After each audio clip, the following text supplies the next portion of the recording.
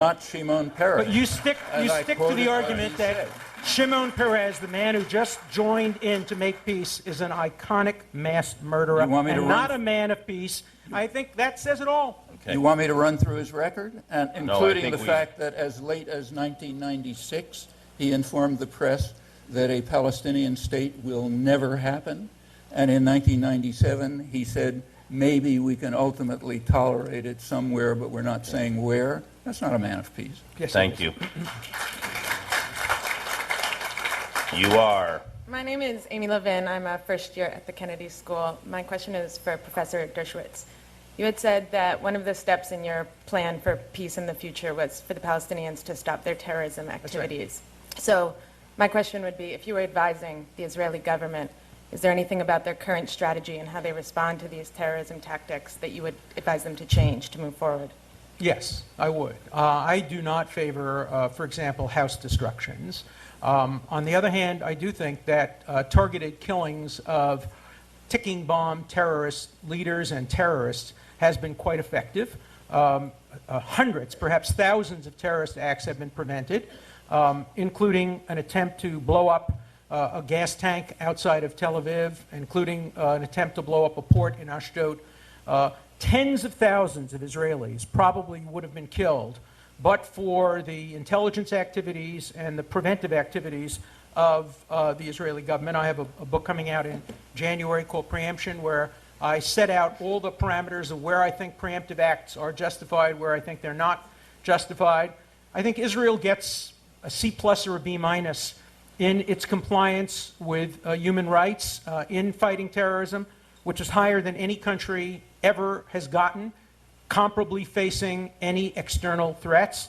And I challenge, in fact, anybody in this room or Professor Chomsky to name me any other country which has faced comparable threats of terrorism, comparable external threats, which has ever had a Supreme Court and an academy which has been more sensitive to the human rights and civil rights of those who would destroy it. I say C+, B-.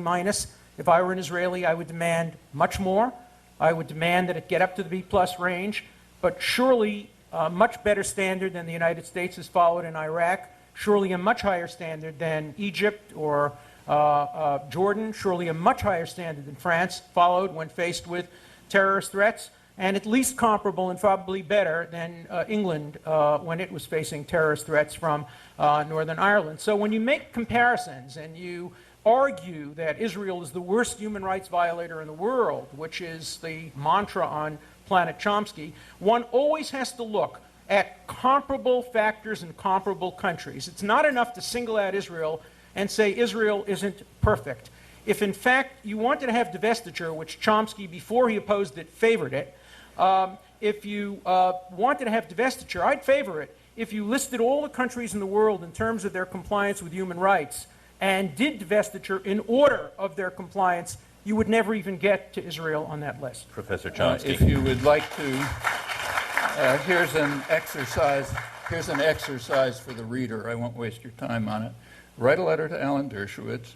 Ask him to cite the source where I described Israel as the worst human rights violator in the world, or even anything remotely like it. If he would ever look at a word that's written, so he would know, for example, that I was supporting the two-state settlement in the early 70s when he was saying nothing about it and hasn't until recently. He would also know that I described in detail how the Israeli record was considerably better than the U.S. record. But to answer his challenge, there are certainly cases that are much better than Israel's record. Countries that have suffered far worse terrorism and have not done anything like for example? Let's take an obvious case. Nicaragua. Uncontroversial case. Uncontroversial because much as you hate the World Court ruled that the United States was carrying out what it called unlawful use of force against Nicaragua. That's international terrorism in lay language. The case was run by one of your distinguished colleagues and ordered the U.S. to stop the terrorist attacks and to pay massive reparations. The U.S. rejected the court judgment, vetoed 2 Security Council resolutions supporting the court judgments, went on to practically destroy the country. The number of people killed in that terrorist attack, translating to per capita equivalents here, it would be about 2.25 million.